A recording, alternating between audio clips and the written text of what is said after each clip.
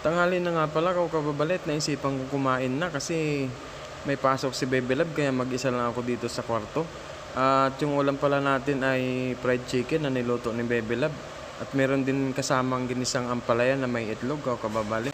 At nagkunwari na naman akong masipag kaya pagtapos kong kumain hinugasan ko na yung pinagkainan ko para si Bebe Love wala nang ligpitin pag uwi niya mamayang gabi. Pagtapos ko nga pala magligpit ko kababali, pumunta na ako dito sa my park malapit kila Bebe Love. Kasi dito tayo mag-i-edit ngayon. Yung katabing kwarto kasi ni Bebe Love, merong natutulog doon na pang night shift. Kaya nakakahiya naman kung mag-iingay tayo. Doon tayo mag-voice over, mabubulahaw lang yung natutulog kababali. Pagtapos kong mag-edit nag-stretching pa ako dyan kababali kasi may nakita akong pang-exercise dito sa my park. At sinimulan ko na nga yung workout ko dyan, kababali. Bali pang shoulder yata yung exercise na yan. At meron din ako nakita dito na pang exercise pero hindi ko alam kung para saan at kung paano gamitin to, kababali. Kaya ang ginawa ko na lang nagpa-abs na rin ako, kababali. Tapos lumipat ako dun sa kabila, ganon din yung ginawa ko kasi hindi ko talaga alam kung para saan yung ano na yan. At sinubukan ko rin mag-triceps, kaya lang dalawa lang yung nagawa ko, kababali. Hindi ko na kaya kasi mabigat na.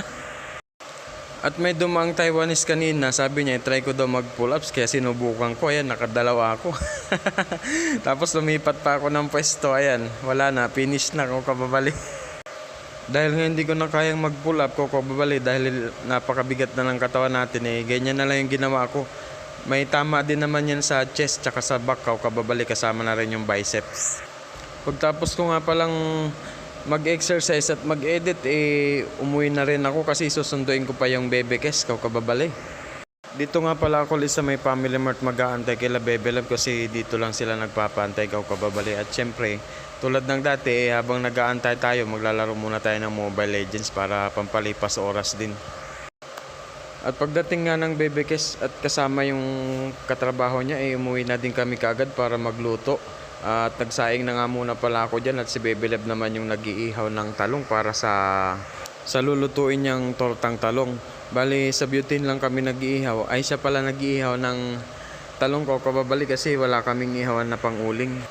Pagtapos nga niyang ihawin, binalatan na rin namin kahit medyo mainit-init pa at nagkapaso-paso nga si Bebe Love niyang kanina.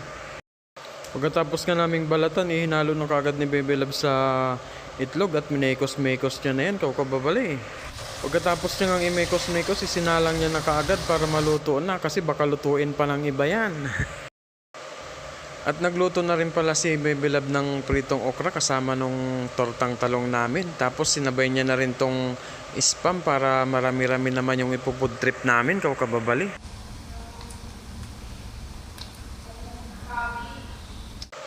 At ito na nga pala yung pupudripin namin ni Bebe Love, kababali, di ba?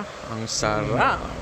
Tortang talong, pritong okra, tsaka pritong spam. Solid, kababali. At binigyan na nga ako ni Bebe Love ng tortang talong, tsaka ng okra dyan kasi nagugutom na ako. At siyempre, sinimulan na namin yung pagkain at pagmumukbang namin kasi nagugutom na kami at pagod pa si Bebe Love galing trabaho. Para naman maaga rin kami makapagpahinga at makatulog. Yun lang. Salamat!